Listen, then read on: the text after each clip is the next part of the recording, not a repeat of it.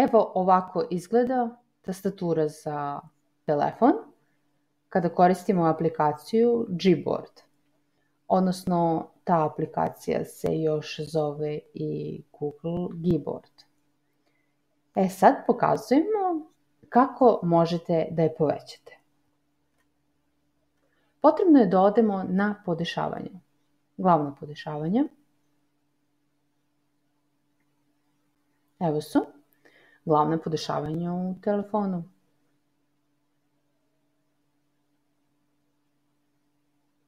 Potražimo podešavanja za tastature, to je ovo ovdje.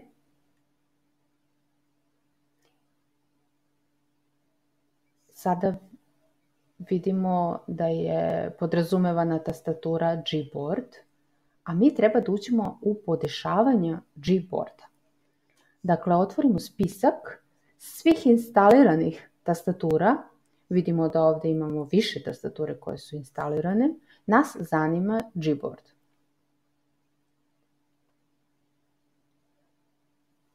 Također odemo na podešavanja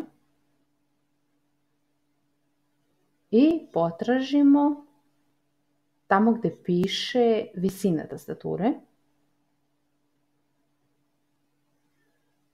I odaberemo, ako želimo najveću, odaberemo veoma visoka. I to bi bilo to. Sada odemo u aplikaciju za kucanje poruka i vidite kako se tastatura povećala.